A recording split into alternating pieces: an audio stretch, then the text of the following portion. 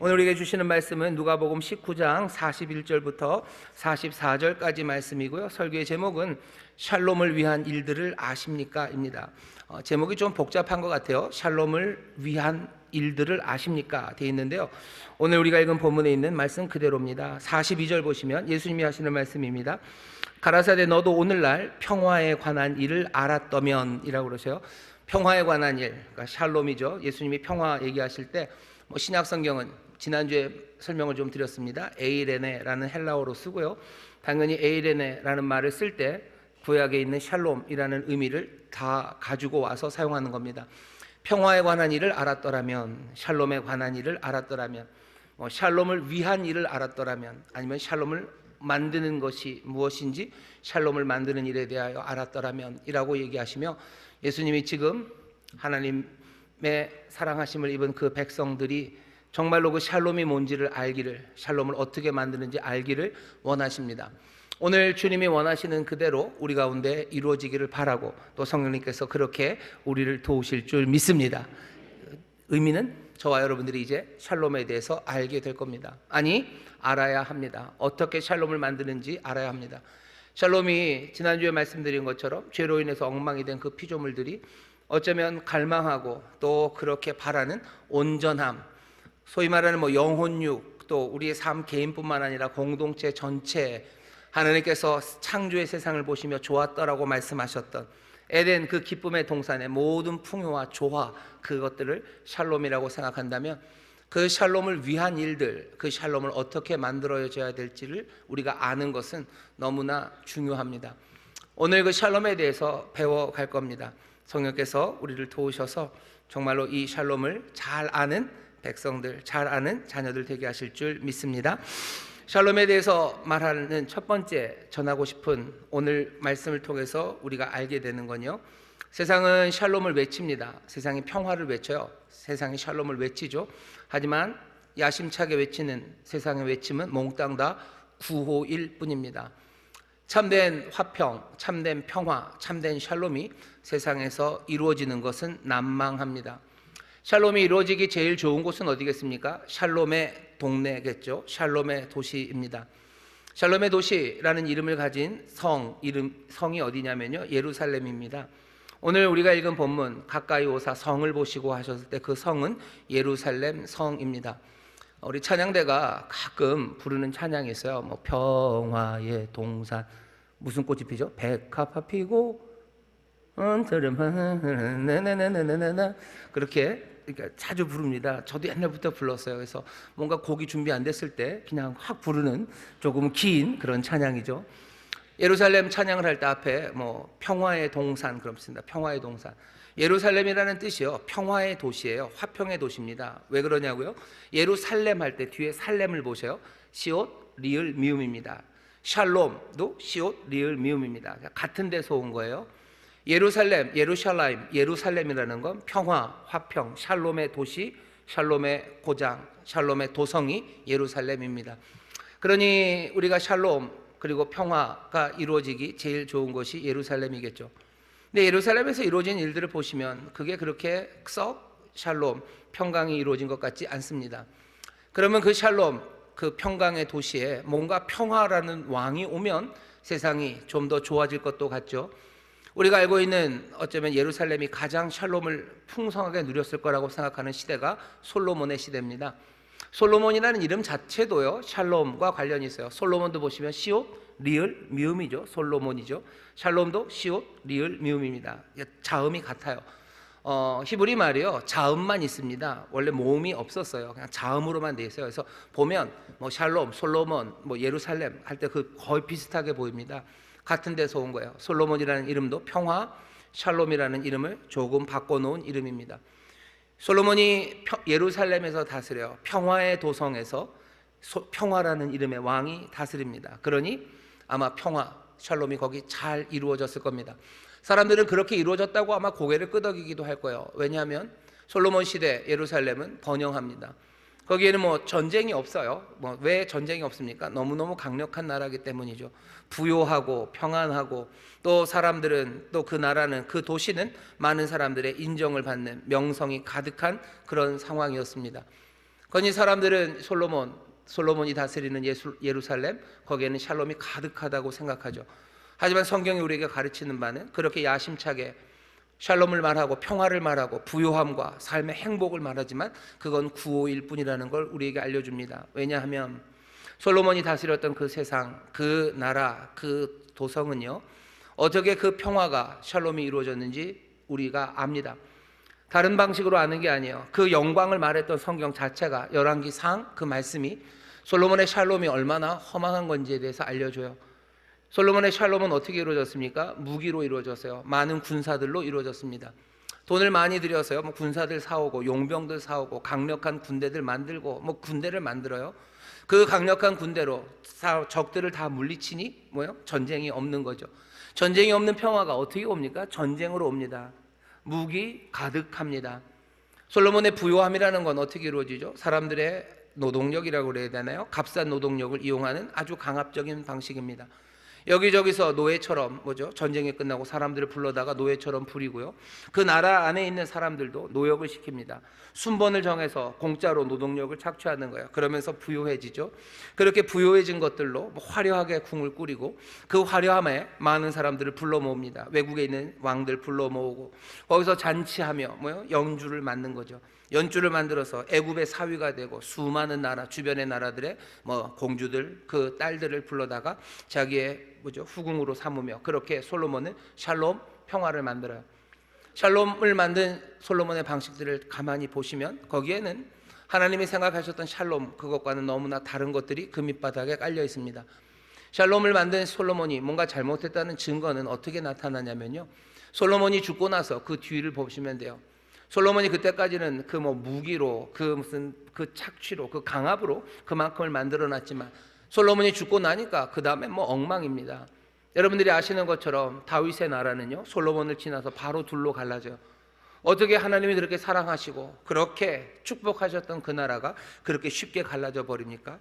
샬롬을 누리는 것 같았지만 그냥 단박에 깨집니다. 나라는 둘로 갈라지고 솔로몬의 아들이었던 르호보암이 나도 아버지처럼 하겠대요.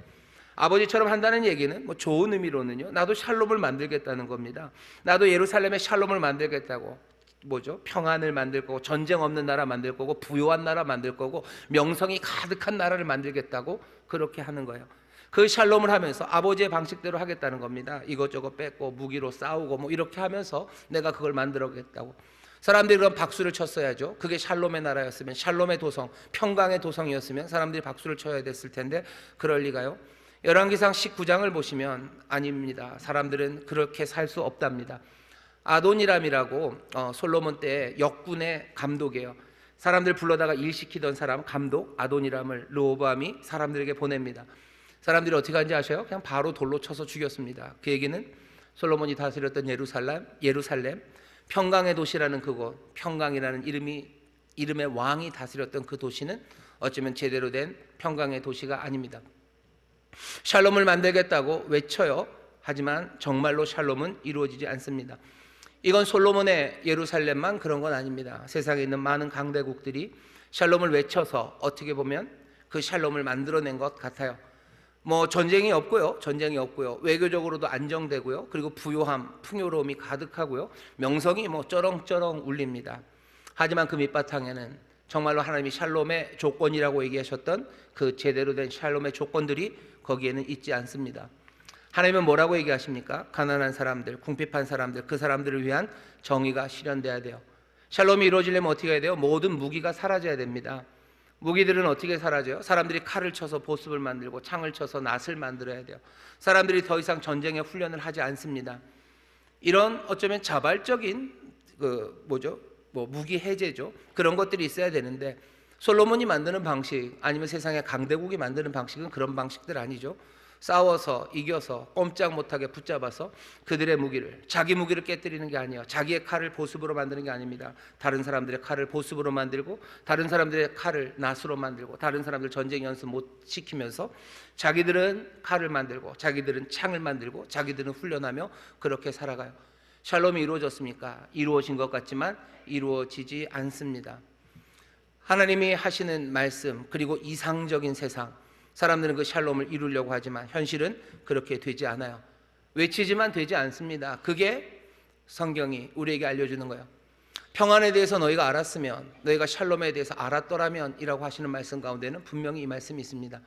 세상은 화평, 평화, 샬롬, 그 모든 행복의 구호를 외쳐가지만 그건 정말로 구호일 뿐 제대로 이루어지지 않습니다. 오늘 우리에게 평안에 대해서 알려주시려고 하셔요. 이분은 누구십니까? 참된 평강의 왕이셔요. 우리는 여기서부터 시작되는 겁니다. 세상에 많은 평강의 왕이라는 사람들이 있었어요. 솔로몬, 아니면 시저, 아니면 수많은 정치 지도자들, 수많은 철학자들, 아니면 선생님들, 뭔가 세상을 바꾸려는 사람들, 혁명가들, 다들 샬롬을 외쳐요. 하지만 주님 말씀하십니다. 그렇게 되지 않습니다. 그들은 평강의 왕이라고 스스로에게 칭호를 붙이고 사람들을 그렇게 추앙할지 몰라도 정말로 참된 평강의 왕은 아닙니다. 우리는 참된 평강의 왕이 누군지 아는 사람들이에요. 정말로 우리에게 오신 바로 그 아들, 우리에게 나신 그 아기가 평강의 왕임을 믿는 사람들입니다. 오늘 평강의 왕을 믿는 사람들, 그 사람들이 귀담아 들으셔야 돼요. 평강의 왕, 참된 평강의 왕, 그 왕이 우리에게 평강을 알기를 원하셔요. 그냥 가져다 주시는 게 아니라 우리가 알기를 원하십니다.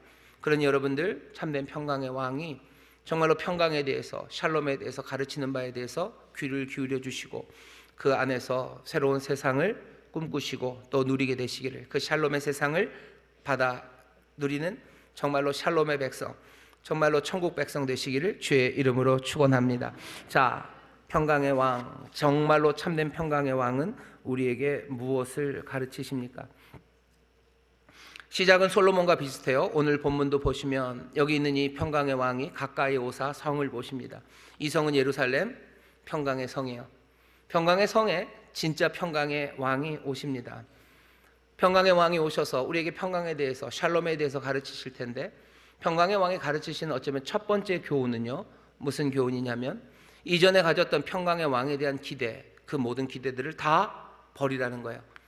그 왕들을 버리고요, 그 평강의 왕들이 했던 모든 방식들, 그것과는 전혀 다른 방식의 왕이라는 것을 인정하셔야 됩니다. 먼저는 평강의 왕이라고 예루살렘 앞에 서신 분을 보셔요. 이분이 진짜 왕입니까? 세상이 생각했던 왕의 방식과는 전혀 다른 방식으로 여기 서 계십니다. 우리가 읽은 본문 바로 앞에 보면요, 예수님은 나귀 새끼를 타고 오셨어요. 왕은 그런 식으로 안 오죠. 백마를 타고 무슨 사람들 군대를 이끌고 빵빠레를 울리면서 와야 돼요. 하지만 예수님, 이 성, 이 평화의 성, 평화의 성에 평화의 왕이 오신 겁니다. 자기의 성에 들어오시는데 어떻게 보면 가장 초라한 모습으로 들어와요. 왕은 이렇게 오지 않습니다. 하지만 이분이 평강의 왕임을 믿는 사람들은 왕은 이런 거구나 하는 그 생각들을 버리셔야 돼요. 왜 예수님은 이렇게 안 하실까? 이렇게 하시라고 우리가 추워 미는 게 아니라, 이분이 정말로 평강의 왕임을 믿는 사람들은 왕에 대한, 왕은 이런 거다라는 생각, 그것을 버려야 됩니다. 예수님 이 땅에 오실 때 예루살렘에만 나귀를 타고 오신 건 아닙니다. 예수님 이 땅에 오셔서 어디로 오셨는지 아시죠? 베들레헴, 작은 고을, 마국간, 그 말 구유로 오셨어요. 왕은 그런 데 오는 거 아닙니다. 왕은 나사렛에서 자라는 것 아니에요. 왕은 하다못해 왕궁에서 자라든지, 아니면 공부하기 위해서 굉장히 뭐라 해야 돼요? 학식이 풍부한 알렉산드리아로 가든지, 그것도 아니면 무슨 무술을 익히기 위해서 어디로라도 가셔야 돼요. 소림사라도 가셨어야 돼요. 근데 아닙니다. 나사렛에서 몫으로 사셨어요. 나사렛, 비천한 동네입니다. 비천한 중에서도 가장 비천한 동네. 예수님의 제자가 되었던 사람들이 요한복음 1장에서 그렇게 얘기하죠. 나사렛에서 무슨 좋은 게 나겠냐라고 말할 만큼 비천한 곳에서 나셨어요. 우리는 그분이 평강의 왕임을 믿습니다. 하지만 왕의 조건이라고 생각했던 모든 조건들과는 어긋나요. 그럼 어떻게 해야 돼요? 예수님에게 이것을 맞추라고 하셔야 돼요? 아니죠. 왕에 대한 생각을 우리가 바꿔야 됩니다. 이분은 평강의 왕입니다. 평강을 만드시는 그 방식이 로마의 방식과 아니면 솔로몬의 방식과 같을 리가 없습니다. 평강을 만드는 방식이 전혀 다를 것에 대해서 여러분들 기대하셔야 돼요. 평강에 대해서 알아야 되죠. 그게 예수님이 오늘 우리에게 바라시는 바죠. 어떤 걸 아셔야 돼요? 세상의 평강의 방식들, 그 방식들을 조용히 먼저는 내려놓으셔야 됩니다. 예수님은 다른 방식으로 평강을 이루시는 분이십니다. 우리의 이해를 뛰어넘어서 평범한 생각들에 도전하는 방식이에요. 예수님의 방식은 어떤 방식이 있습니까? 자신의 방식, 자신의 것을 강요하지 않아요. 예수님이 이 땅에 약함으로 오셨어요. 왕이지만 약한 왕입니다. 그럼에도 왕이십니다. 그 약함을 통해서 샬롬, 평강을 만들어 가셔요. 강함이 평강을 만들어 간다는 생각, 그 생각 내려놓으라고 말씀하시는 겁니다.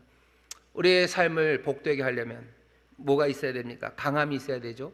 남들보다 힘세야 돼요. 아니면 남들보다 더 많이 가져야 돼요. 남들보다 더 똑똑해야 돼요. 아니면 남들보다 더 빨라야 돼요. 그래야 이 땅에 평강을 얻을 수 있을 거라고 생각하죠. 그러면서 계속해서 그 빠름, 강함, 부요함 그것들을 자꾸 가져야 세상에 샬롬, 평강을 만들 수 있을 거라고 생각합니다. 그건 무슨 전제 군주나 아니면 민주적인 혁명을 하려는 사람들이나 다 똑같아요. 민주적인 혁명을 통해서 뭔가 샬롬을 만들려는 사람들도 강함을 추구합니다. 무엇이 강한지에 대한 생각은 달라요. 하지만 강함을 만들고 그 강함으로 세상을 바꾸려고 해요. 왕들도 마찬가지죠. 나쁜 왕도 아니면 아주 정말 선한 뜻을 가진 왕도 똑같아요. 똑같이 강함을 추구하는 겁니다. 강하고 많아져야 돼요. 힘세져야 돼요. 그래야 평화를 만들 수 있을 거라고 생각합니다. 평화, 샬롬이 어떻게 이루어지는지를 너희가 알았더라면 이라고 말씀하시는 예수님, 그 평강의 왕은 정말로 세상의 기준의 왕 같지 않고 세상이 평강을 만드는 방식과는 전혀 다른 방식으로 지금 그 평화의 성 앞에 서 있는 겁니다. 누가복음을 우리가 좀 볼 겁니다. 왜냐하면 예수님이 이 땅에 오셨을 때, 처음 오셨을 때를 기록한 이야기가 복음서가 4가지가 있는데요. 그 중에 2개, 마태랑 누가만 예수님의 탄생을 얘기합니다. 마태복음은 어떻게 시작을 하죠? 유대인의 왕으로 오신 그분은 예수고 임마누엘이에요. 함께 하시는 하나님, 우리를 구원하시는 유대인의 왕이 왔다고 얘기하죠. 누가복음은 좀 다릅니다. 예수님 태어나실 때 천사들이 노래하기 시작해요. 하늘의 지극히 높은 곳에서는 하나님께 영광입니다. 땅에서는 기뻐하심을 입은 자들의 평화, 샬롬을 노래해요. 이분이 오심으로 이분이 하실 일은 하나님께는 영광을, 그리고 이 땅에는 뭘 주실 거예요? 샬롬을 가져다 주실 거예요. 그러니까 누가복음은 샬롬에 대한 이야기를 합니다. 평강이 어떻게 이루어질 것에 대해서 얘기를 해요. 그러니 누가복음의 이야기를 잘 들어보셔요. 하늘에는 영광이고 땅에는 샬롬을 가져다 주신다고 오셨는데, 그러면 세상에 환영해야 되지 않겠습니까? 세상은 환영하지 않아요. 세상에 평강을 만들겠다고 구호를 외쳤던 로마가, 그리고 로마의 힘에 빌붙어서 여전히 자기도 평강을, 샬롬을 만들겠다고 했던 헤롯이 예수님을 죽이려고 합니다. 그 얘기는 자기들의 뜻과 달라요. 누가복음은 처음 시작서부터 그렇습니다. 평강을 주시려 하지만 세상은 그 평강의 방식이 자기들과 다르기 때문에 이 왕을 맞아들이지 않습니다. 예수님이 말하는 평강에 대해서 그러니 잘 귀를 기울이셔야 돼요. 세상의 방식과는 전혀 다릅니다. 어떻게 하십니까? 이어지는 누가복음의 이야기들을 보면 예수님께서 많은 기적을 행하십니다. 하나하나 놀라운 능력으로 회복시키셔요. 하지만 평강의 왕이 오셔서 하는 일들을 잘 보시면요, 분명히 놀라운 일입니다. 능력이 대단하십니다. 하지만 그 일들은 굉장히 파편적이에요. 오직 한 사람 한 사람 개인에게만 관심을 가지시는 것 같으셔요. 우리가 잘 들으셔야 됩니다. 예수님이 이 땅에 오셔서 평강을 이루시는데, 평강의 왕이 누가복음, 평강을 주신다고 하신 그분이, 평강을 알았으면 좋겠다고 눈물로 말씀하시는 그분이 도대체 어떻게 평강을 주셨는지에 관한 이야기입니다. 한 개인에게 관심을 가지셔요. 병을 고치시죠. 병을 고치십니다. 병을 고치시는데 예수님은 병든 사람들을 고쳐주셔요. 그러니 샬롬을 회복하시죠. 근데 예수님은 평강의 왕으로서 해야 될 뭔가 전략적인 사고가 부족하신 것 같으셔요. 저 같으면 제가 예수님만큼 딴 건 몰라도 병 고치는 이만큼의 능력만 있으면요, 저도 10년 안에 뭔가 세상을 바꿀 수 있을 것 같아요. 병 고치는 능력을 어떻게 합니까? 아주 전략적으로 사고해야 되죠. 아무나 밤에 아프다고 오는 사람들 고쳐주지 말고 조금 그러면서 명성을 얻어야 되죠. 그리고 나서는 어떻게 해야 됩니까? 무슨 로마의 군단장 요 정도, 군단장이 아니면 100부장, 1000부장급으로, 아니면 군단장급으로 그 집에 누가 아픈 사람이 있는지 알아봐야죠. 알아보고 아주 드라마틱하게 그냥 고치면 안 되죠. 뭔가 대가를 주고받으면서 밀고 당기면서요, 그냥 확 잡아내는 겁니다. 군단장의 장모를 내가 고쳐요. 왜 베드로의 장모를 고칩니까? 군단장의 장모를 고쳤어야죠. 군단장의 장모를 고치고, 군단장이 있었던 여러 사람들, 그러면서 로마의 줄을 대는 거죠. 로마의 원로원을 장악하기 쉽죠. 로마의 황제를 장악하기 쉽죠. 예수님 전략적으로 사고하지 않으셔요. 갈릴리 지역 하다못해 그 데가볼리, 그래도 갈릴리라도 어떻게 해보겠다 하면 갈릴리의 수많은 힘 있는 사람들, 부자인 사람들, 그 사람들 고쳐내면 돼요. 군자금 모으고 힘세고 싸움 잘하는 사람들 병 고치면서 모아놓고. 예수님 평강의 왕이 오셔서요, 이 땅에 하시는 일을 보면 전혀 전략적이지 않습니다. 어떻게 보면 닥치는 대로인 것 같고요, 어떻게 보면 정말로 무너진 삶들, 그 삶들을 고쳐내셔요. 정말로 간절하게 삶의 소망을 마음에 품지만 무너져 내린 그 사람들, 예수님은 그 한 사람 한 사람에게 관심을 가지십니다. 이 하나의 행동 하나는 분명히 놀라운 능력입니다. 그 모든 것들을 다 뒤집어내는 샬롬이요, 샬롬이 아닌 것들을 샬롬으로 바꾸시는 그 능력으로 샬롬을 회복시키시는 평강의 왕이셔. 평강에 대해서 잘 보셔요. 평강의 왕은 능력이 있습니다. 삶을 샬롬으로 회복시키시고요, 그리고 어떻게 하십니까? 그리고는 샬롬을 주셔요. 죄인인 여자가 예수님 앞에 옵니다. 누가복음 7장이에요. 죄인인 여자가 예수님 앞에서 눈물로 그 발을 적시고 가져온 기름, 그 기름을 예수님에게 붓습니다. 예수님 뭐라고 그러셔요? 용서하시죠. 내 믿음이 너를 구원했대요. 그리고 뭐라 하셔요? 너 평안히 가라라고 얘기하십니다. 평안히 가라는 건 평안을 주시는 거예요. 평안 가지고 가라, 평안을 주셔요. 예수님이 하시는 일은 용서하십니다. 아무도 용서하지 않는 여자예요. 하지만 예수님이 용서하셔요. 용서하심으로 삶을 회복시키시고, 그리고 어떻게 평안을 주십니다. 예수님이 병든 여인을 고치셔요. 8장입니다. 누가복음 8장 보면 혈루증 앓았던 여인이에요. 아무도 그 여인에게 다가오지 않습니다. 그 여인은 예수님으로부터 치료함을 받아요. 예수님 뭐라 그러십니까? 치료하심으로 그 삶을 바꿔내시더니 따라 내 믿음이 너를 구원하였으니 어떻게 하래요? 또 똑같은 말입니다. 평안히 가라, 평안, 그 평안을 주셔요. 예수님이 평안히 가라라는 이야기는 그냥 일상적인 인사 일리가 없습니다. 평안히 가라, 샬롬하고 인사를 하죠. 샬롬 인사를 해요. 우리도 똑같이 인사합니다. 우리도 안녕 그러죠. 안녕이라는 얘기가 인생 삶의 안녕이에요. 샬롬, 안녕, 거의 비슷한 말입니다. 하지만 예수님이 그냥 일 끝났으니까 잘 가라, 잘 가, 안녕 하고 하신 이야기가 아닙니다. 이 평강의 왕은 이 죄인인 여인에게, 이 병을 치료받은 여인에게 삶을 회복시키시고 샬롬을 회복시키시고 그들에게 샬롬을 주시는 겁니다. 평강에 대해서 아셨으면 좋겠어요. 평강에 대해서 알았으면 좋겠대죠. 예수님이 어떻게 하셔요? 한 개인을 샬롬으로 삶을 바꾸시고 그들에게 평강을 주십니다. 평강의 왕은 지금 그렇게 하고 계셔요.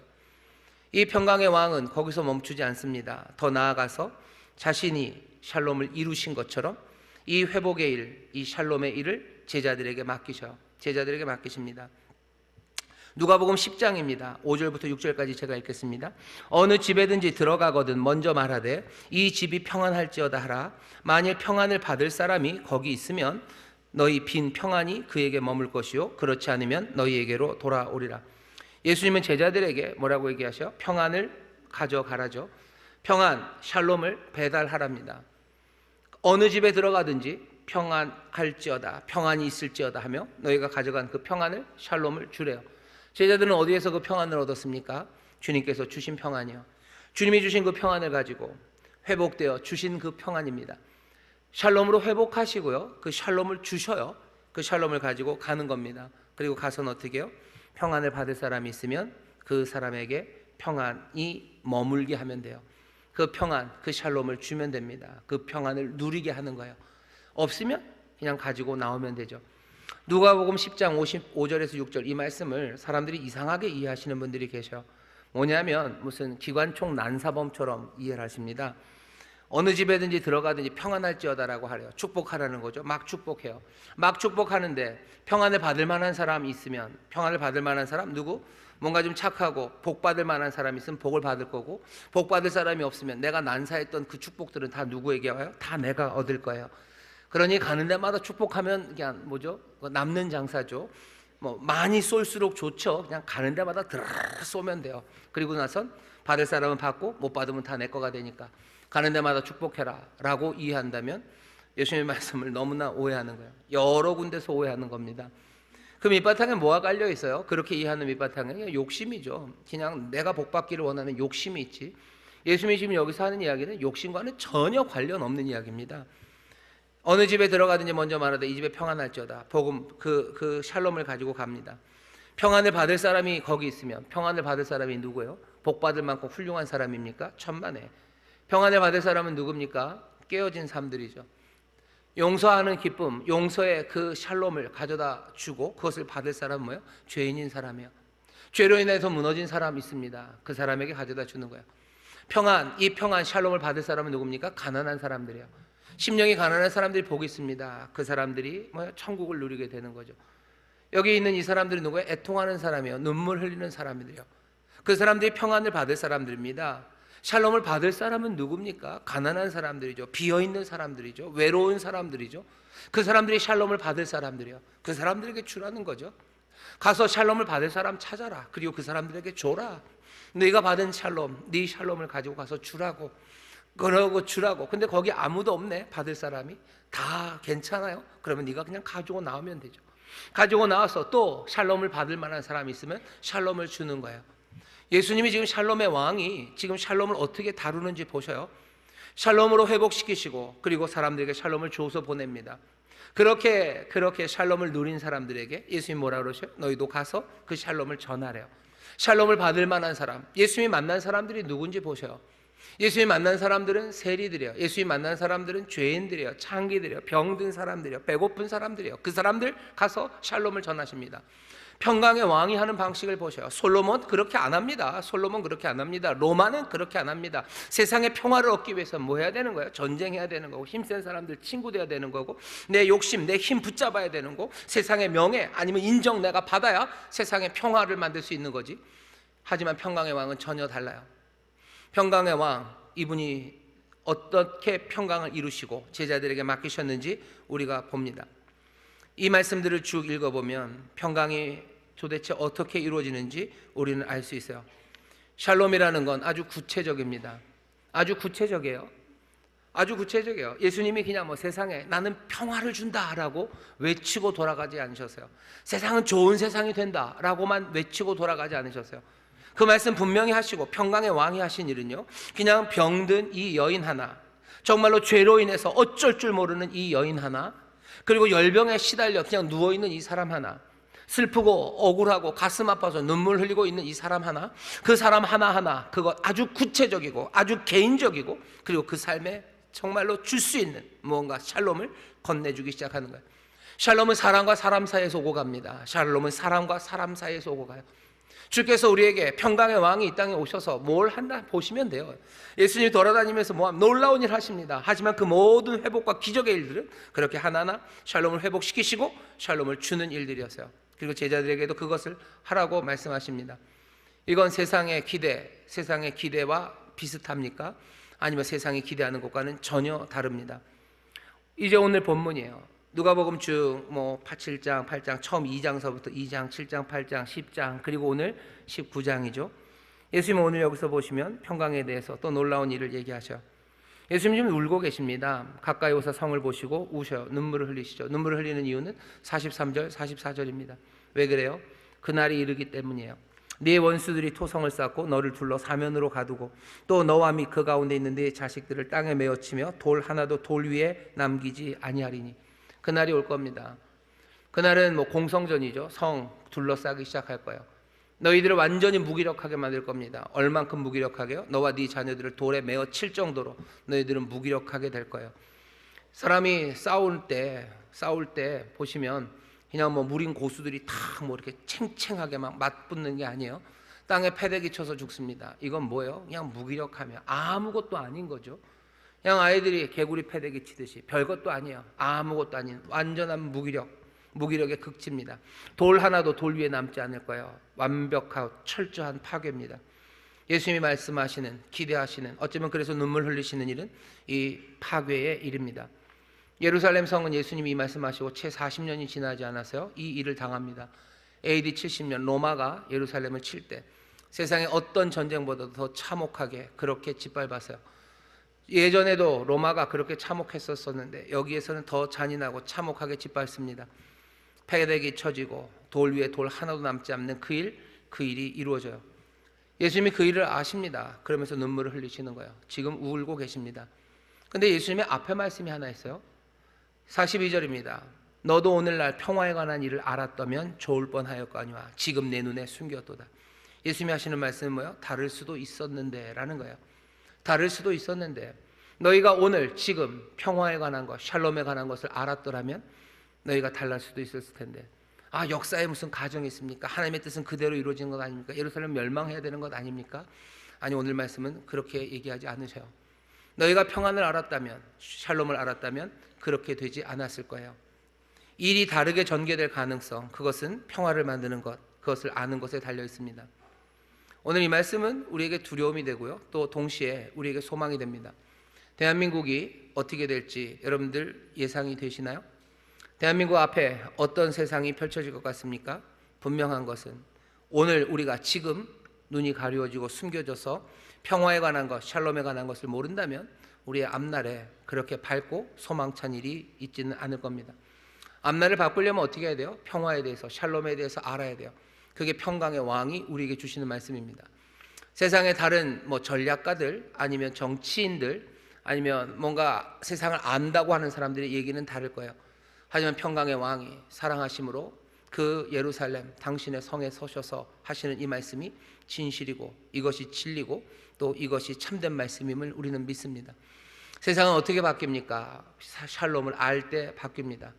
우리가 샬롬의 일을 알면, 샬롬을 어떻게 만드는지 알면 세상은 바뀔 거예요. 왜? 샬롬을 만들어 가기 때문이죠. 점점 더 화평이, 풍요가, 그리고 자유가 만들어지기 때문이죠. 우리가 이 샬롬을 만들어내지 못한다면, 이건 모른다면 결국 세상은 반샬롬의 세상, 희망과 소망 가득한 게 아니라 절망이죠. 생명의 풍요함 대신에 그냥 황폐함이죠. 활기 가득한 게 아니라 무기력으로 그렇게 패대기 쳐지는 삶, 그 삶을 살게 될 겁니다. 대한민국을 바꾸기 위해서 많은 사람들이 온갖 이야기들을 합니다. 하지만 그들이 이 샬롬을 모른다면 안 될 거예요. 아니, 더 소망차게 말하자면 오늘 주님이 말씀하시는 이 샬롬에 대해서 안다면, 이것을 알고 그렇게 샬롬을 만들어가기 시작한다면 세상은 변화될 줄 믿습니다. 잘 들어보셔요. 그러면 예수님은 어떻게 가르쳐 주십니까? 샬롬을 어떻게 만듭니까? 오늘 이 짧은 본문에는 그 얘기가 다 없어요. 하지만 누가복음 전체에서, 모든 복음서가 다 마찬가지지만 누가복음에서 평화로 시작되고 하나님, 예수님이 평강의 왕이 어떻게 평강을 주시는지, 그죠? 이 땅에 평강을 주신다고 탄생 때부터 얘기했어요. 평강을 주신다고 얘기하셔. 제자들에게도 너희들 평강을 가서 전해라라고 얘기하셔요. 그리고 여기 19장에서는 뭐라고 얘기하셔? 평강, 이 샬롬을 모르니 알았더라면 좋았을 텐데 하며 예루살렘 앞에 서 있는 겁니다. 예수님이 누가복음에서 얘기를 하십니다. 꽤나 많이 얘기하셔요. 평강을 만드는 법, 샬롬을 어떻게 만드는지를 얘기하십니다. 평강은 어떻게, 샬롬은 어떻게 만들어집니까? 용서하는 능력을 필요로 해요. 용서하는 능력, 그것 없이 평강은 만들어지지 않습니다. 예수님이 누가복음에서 하시는 말씀을 보셔. 용서하시죠. 그리고 평강을 만들어가요. 세상이 그렇게 말합니까? 세상은 그렇게 말하지 않습니다. 그러니 늘 그 구호와 실제가 어긋나는 거예요. 여기 참된 평강의 왕이 하는 이야기, 알았더라면 하는 이야기에 귀를 기울여야 됩니다. 세상 모두가 다 귀를 기울여야 되지만 적어도 우리는 이 말씀을 믿음으로 받으셔야 돼요. 평강은 용서하는 능력을 필요로 합니다. 평강은 또 어떤 능력을 필요로 합니까? 후하게 주는 능력, 후하게 줄 준비가 되어 있어야 돼요. 그래야 평강이 이루어집니다. 내 것이라고 생각하고 이기적으로 붙잡고 후하게 나누지 못하는 그런 상황에서 샬롬은 이루어지지 않아요. 주님은 용서하시죠. 주님은 후하게 주십니다. 얼마나 후하게 주셔요? 그냥 모든 것을 다 내어주셔요.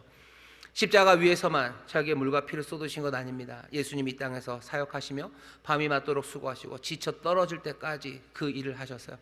병 고칠 때 예수님이 얼마나 능력이 그냥 손가락 하나를 팅팅 튕기면서 그렇게 하셨는지 우리는 모릅니다. 주님이 한 사람을 고치기 위해서 얼마나 전심으로 기도했는지 우리는 알지 못해요. 주님이 한마디 말을 했지만 그 한마디 말에 뭔가 믿음을 담기기 위해서 얼마나 기도로 준비했는지 우리는 모릅니다. 분명히 아는 건 주께서 우리에게 주시되 모든 것을 내어주신 분이셔요. 그냥 십자가 위에서 한번, 그때까지 잘 먹고 잘 살고 잘 놀다가 그날 한번 우리에게 물과 피를 쏟아주신 것, 그것 아니라는 걸 우리는 압니다. 평강의 왕이 평강을 어떻게 만들어냈나 보셔요. 후하게 나눠줄 준비가 되어 있어야 됩니다. 평강은 어떻게 이루어집니까? 여러 가지 구별들, 엄격한 구분들, 그것들이 무너져야 돼요. 그래야 평강이 이루어집니다. 예수님은 세리들을 만나고 그리고 또 창기들을 만나고 세상의 죄인들을 만나는데 두려워하지 않으셨어요. 사마리아 여인과 말하는데 예수님 두려워하지 않습니다. 모든 그 담들을 하나하나 몽땅 다 부숴가기 시작하셔요. 평강은 그렇게 이루어집니다. 약한 사람들, 가난한 사람들, 그 사람들의 관심을 가져야 평강이 이루어집니다. 높아질 수 있을 때 어떻게 하셔야 돼요? 겸손해야 돼요. 그래야 평강이 이루어집니다. 이웃을 위해서 자기를 부인할 때 그때 평강이 이루어집니다. 예수님 평강에 대해서 말씀하셨어요. 이것을 알았으면 좋겠다. 이걸 알았더라면이라고 말하죠. 하지만 세상은 그렇게 합니까? 전혀요. 용서는 없어요. 후한 나눔 그런 건 없죠. 내가 가져야 되죠. 계급의 타파 그런 것 없죠. 할 수 있는 대로 선을 긋는 거죠.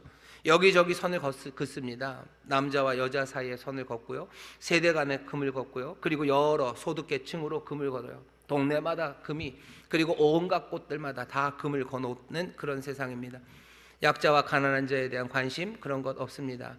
약자와 가난한 자에 대한 관심 아니에요. 내 관심이죠. 내 것에 대한 관심입니다. 높아질 수 있는데 겸손? 그런 것 없어요. 높아질 수 있을 때 더 높아지려고 합니다. 이웃의 유익을 위해서 나를 부인한다고요? 천만에. 내 유익을 위해서 다른 사람들을 부인하는 게 우리가 살아가는 방식이에요. 세상의 평강을 누리는, 샬롬을 이루는 세상의 방식과 주님의 방식은 얼마나 다릅니까? 주님 뭐라고 얘기하셔? 이 평강을 만드는 것, 이 샬롬을 만드는 걸 알았더라면, 그러면 세상이 바뀔 텐데, 그러면 그렇게 멸망의 길을 가지 않을 텐데 라고 분명히 말씀하셔.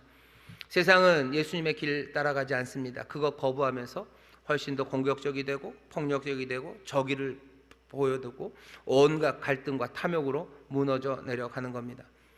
예수님은 눈물을 흘리시는 거예요. 그 성 앞에서 눈물을 흘리십니다. 예루살렘은 그렇게 무너져 갈 거예요. 평강을 아는 그 길, 평강을 아는 것, 그거 멈춥니다. 주가 주시는 이 가르침을 영접하지 않습니다. 이 은혜, 이 사랑을 받아들이지 않습니다. 그러니 무너져 내릴 거예요. 오늘 예수님의 눈물 앞에 우리가 서는 겁니다. 평강의 왕으로 오셔서 정말로 그 일을 하나하나 차근차근 해내셨어요. 샬롬을 주시고, 그리고 또 샬롬으로 회복하시고, 샬롬을 주시고, 제자들에게 또 그 샬롬을 안기시며 너희들 가서 이 평안, 샬롬이 필요한 사람에게 주어라 라고 보내셨던 그분이 이 땅이 정말로 이 평강을 영접하지 않고 또 거부하니 눈물을 흘리시는 겁니다. 이 눈물은 인간적인 나약함의 눈물은 아니에요. 예수님 내가 가르친 대로 안 하니 꽃이다 이것들아, 니들은 이제 다 죽었다 그러면 서시지 않으셨죠? 그냥 눈물 흘리며 서십니다. 이건 뭡니까? 사랑입니다. 예수님은 사랑으로 지금 사랑의 눈물을 흘리며 거기 서 계셔요. 하지만 동시에 거기 서 계셔서 눈물 흘리시는 이는 그냥 인간 예수는 아닙니다. 오래전부터 하나님은 시온 그 성에 돌아오신다고 하셨어요. 하나님이 시온으로 오신다. 하나님이 시온으로 다시 오신다. 그래서 이 세상을 하나님의 샬롬의 세상으로 만드신다고. 우리가 읽은 이 본문 바로 앞에 예수님이 나귀를 타고 들어가셔요. 여기 나귀를 타고 들어가시는 이는 어쩌면 오래전부터 생각했던 하나님의 시온 귀한 그 자리에 서신 분이십니다. 여기 눈물 흘리며 그 성 앞에 있으신 분은 돌아오시겠다고 하신 하나님 그 사랑의 하나님의 눈물이에요. 오늘 평강의 왕이, 그리고 하나님이 이 세상을 보시며 지금 눈물 흘리십니다. 이 세상에 대한 눈물이라고 생각하며 여러분들 조금 그냥 그 감정에 동감하는 것, 거기서 조금 더 가셔야 돼요. 이 하나님 그리고 이 주님 눈물 흘리시는데 예루살렘, 대한민국을 보면 눈물 흘리신다고 생각하시죠? 아니, 어쩌면 저와 여러분들 우리 앞에 서셔서 지금 눈물 흘리시는 거예요. 왜? 평강을 알지 못해서, 이 평강을 만드는 법을 알지 못해서, 그래서 이 멸망으로 가고 있고, 샬롬을 회복시키시고 샬롬을 주시는데도 불구하고 영접하지 않는 내 삶 앞에 하나님이 지금 눈물 흘리며 서 계시는 겁니다. 평강의 왕이 우리 앞에 서 계셔요. 사랑으로 눈물 흘리시는 거예요. 주님 눈물 흘리십니다. 누가복음에 우는 사람들이 꽤 많아요. 야이로의 아버지가 울죠. 야이로의 딸, 그래서 야이로가 울어요. 나인성의 과부가 웁니다. 주 앞에 갈망하고 소망을 구하는 사람들이 울어요. 하지만 그들만 웁니까? 샬롬을 구하는 사람들이 울어요. 예수님도 우십니다. 왜? 예수님도 샬롬을 구하기 때문이에요. 하지만 예수님은 자신의 샬롬을 구하며 우시는 건 아닙니다. 우리의 샬롬을 구하며 예수님이 울고 계시는 거예요. 우리가 샬롬을 알았더라면 이라고 하시는 분은 우리 앞에서 눈물 흘리시는 하나님, 사랑의 하나님이에요. 사람들은 예수님의 방식이 아닐 거라고들 여전히 얘기할 겁니다. 하지만 우리는 알아요. 평강의 왕이, 우리를 사랑하시는 하나님이 이것이 정말로 생명의 길이기에 우리 앞에 서서 눈물 흘리시는 거예요. 여러분, 이 삶으로 세상을 바꿀까? 여전히 그런 생각이 들죠. 이 삶으로 이렇게 이 평강을 알면 내 삶이 변할까? 여기 있는 이 사랑의 하나님, 이 평강의 왕, 이 진심과 그리고 이 진실한 사랑을 여러분들 영접하신다면 세상에 말하는 것과 다르고 내가 이제껏 알았던 것과 달라도 이 평강의 길을, 이 길을 붙잡습니다. 우리가 주님을 영접한다는 건 그런 거예요. 진리를 영접한다는 건 그거예요. 생명을 영접한다는 건 그거예요. 세상 말고 여기 참된 생명과 참된 진리가 우리 가운데 주어져요. 평강이, 샬롬이 어떻게 이루어지는지 우리에게 알려주십니다. 우리가 사랑으로 이것 영접하기 시작하면 우리는 하나님의 자녀답게 살기 시작할 겁니다. 하나님의 자녀의 권세로 살아가기 시작하고 그 평강을 누리며 살아갈 겁니다. 우리만이 아니라 예수님 그러시죠. 너희 그것을 어디에다가 저기 평강이 필요한 사람, 너희들 평강이 필요한 사람, 그 평안을 받을 사람에게 주라고 그러시죠. 사람들이 예수 믿는 사람들, 예수님의 제자들이 무슨 행동을 해야 된대요. 무슨 행동을 할 겁니까? 지난주에도 말씀드렸지만 무슨 봉을 흔든다고 세상이 샬롬을 누리는 건 아니에요. 평안을 몰랐더라면 그냥 그렇게 될 겁니다. 알았더라면 주께서 주시는 평강, 그 평강을 안고서 평강이 필요한 사람, 그 사람에게 가서 그 평강을 안겨주고 그 샬롬이 머물도록 지키는 사람들, 그 사람들이 정말로 평안을 아는 사람들이고 정말로 좋은 세상, 또 하나님의 나라, 그 평강의 나라를 만들어가는 사람들입니다. 오늘 우리를 이 말씀 앞에 세우시고 또 주는 우리 앞에 서 계십니다. 샬롬을 위한 일들을 이젠 좀 아십니까? 평강의 왕 그분을 여러분들이 이젠 좀 아십니까? 그분을 사랑하시고 영접하셔요. 그래서 이제는 모르는 사람들 되지 마시고 아는 사람들 되셔서 그 사랑 안에서 점점 더 풍성한 주의 생명, 영생을 누리는 여러분들 되시기를 주의 이름으로 축원합니다. 기도합니다. 하나님 감사합니다. 샬롬을 알기를 원하십니다. 알아야 어떻게 만드는지를 알고 그 길을 따라야 정말로 반샬롬, 멸망의 길 아니라 참된 생명을 누릴 수 있음을 평강의 왕이 아시오니 주여, 평강의 왕이라고 주장하는 세상의 이야기들 말고 정말로 참된 평강의 왕을 따라 한 걸음 한 걸음 참된 평강을 누리며 전하는 하나님의 사람들 되게 하여 주옵소서. 주여, 성령의 도우심 가운데 우리를 정말로 우리 앞에서 눈물 흘리신 주님 앞으로 인도하여 주옵시고 이 말씀이 살아 아버지 우리 마음에 깨어나 아버지 하나님 허튼 길 걸어갈 때 정신 바짝 차리고 다시 한번 우리를 진리 가운데로 인도하시고 또 동행하시는 성령의 도우심으로 하나님 정말로 하나님의 사람들, 평강의 사람들답게 살게 하여 주옵소서. 감사드리며 예수님 이름으로 기도하옵나이다. 아멘.